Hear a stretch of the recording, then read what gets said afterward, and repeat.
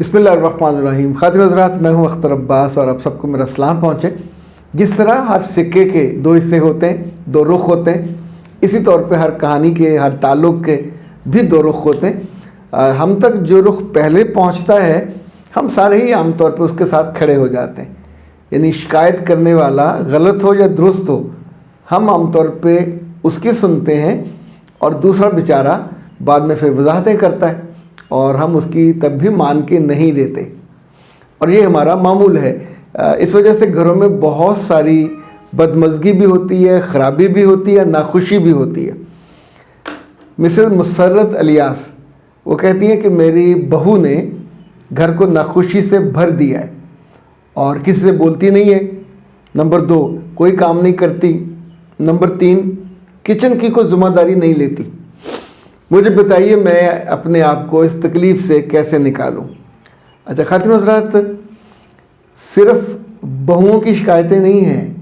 जो मिसेस इलियास तो उनमें से एक हैं जिन्होंने हिम्मत करके बात की, वरना ऐसी बहुत सारी ख़वातीन के कमेंट्स नीचे आ रहे होते हैं कि बेटा कभी हमारी भी सुनो। तो हम जब आप हमें सुनाएंगे, बताएंगे तो ज़ाहिर आपकी सुनेंगे।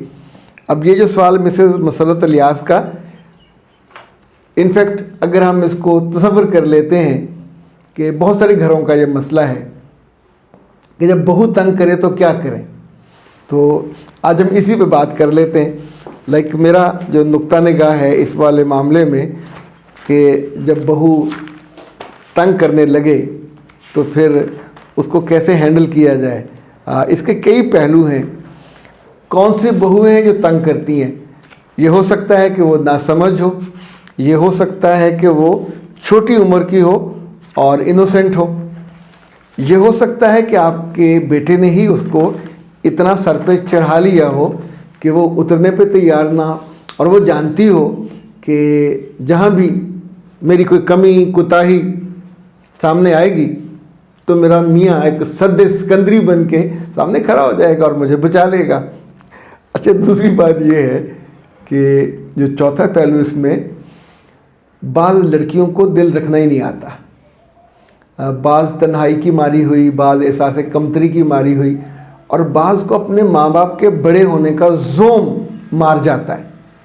ये सारी चीज़ें एक हद तक तो इनके साथ इन्हें टॉलरेट किया जा सकता है, बट अगर लाइफस्टाइल ये बन जाए तो फिर सास ससुर, उस घर में रहने वाले सारे बहुत अजियत का शिकार होते।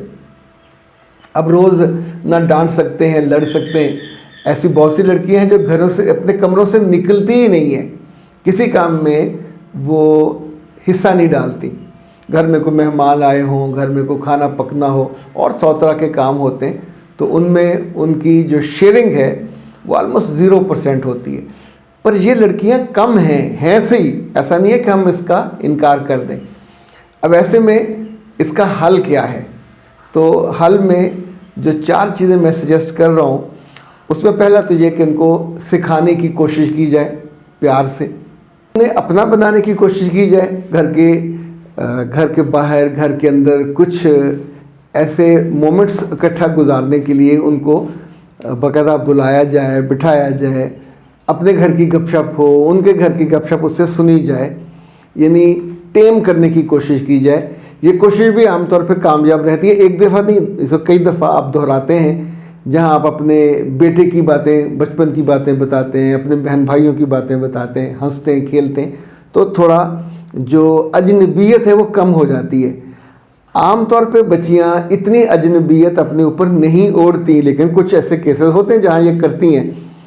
उसका तीसरा फिर हल ये होता है कि आप उसको ज़िम्मेदारी दें, यानी रिस्पॉन्सिबिलिटी ऐसे दें कि शुरू में अपने मियाँ का वो खाना नाश्ता ख़ुद तैयार करें, मियाँ के कपड़े खुद धोए और अपने कमरे की सफाई या जिस पोर्शन में है उसको वो खुद लुक आफ्टर करे।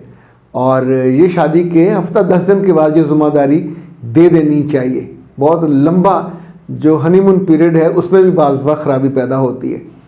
5वीं चीज़ जो आखिरी हल होता है इसका, उससे पहले 2 चीज़ें सोचनी चाहिए।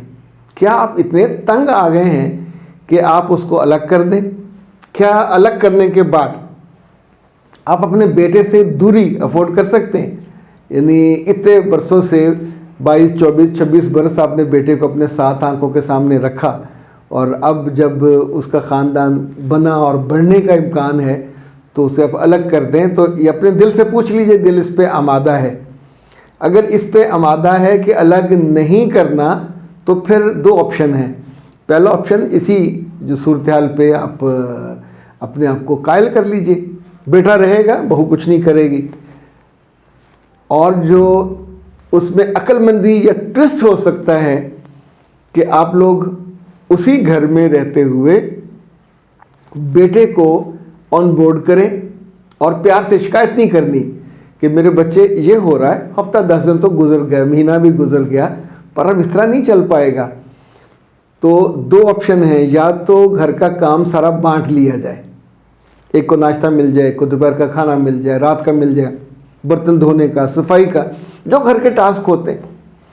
वो जॉब करती हो तब भी, वो जॉब ना करती हो तब भी शेयरिंग ज़रूर करनी होती है, उसके बिना तो घर बनता नहीं है।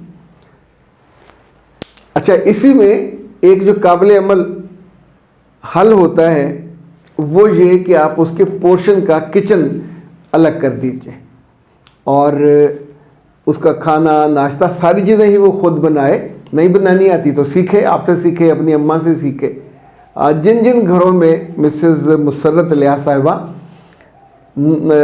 सासों ने ये अक्लमंदी की कि शुरू में ही उनका क्या कहते हैं किचन चौकी वो अलग कर दिया और कहा मेरे बच्चे, मियाँ मुबारक, नई ज़िंदगी मुबारक, घर मुबारक और ज़िम्मेदारियाँ मुबारक। जो ग्रॉसरी है हम आपको ला दिया करेंगे, लेकिन आपने अपने मियाँ खुद संभालना है। और उसको एंगल ये दीजिए कि ताकि तुम दोनों की अंडरस्टैंडिंग और मोहब्बत बढ़े। अच्छा, अगर वो कहे कि मुझे तो आता नहीं है, तो कहा कोई मसला नहीं है, मैं सिखा देती हूँ, यूट्यूब से सीख लो, अपनी अम्मा से सीख लो। अगर किसी अदारे में जाके सीखना है तो वहाँ जाके सीख लो, सारे ऑप्शन दे दीजिए। लेकिन एक दिन या 2 दिन के बाद ये मामला फिर आपको खुद ही हैंडल करना होगा। और बेटे से ये भी अंडरस्टैंडिंग हो कि वो बाज़ार से खाना ला के नहीं देगा। अदरवाइज ये होगा कि सारी उम्र का रोना, लड़का भी रोएगा, आप लोग भी रोओगे।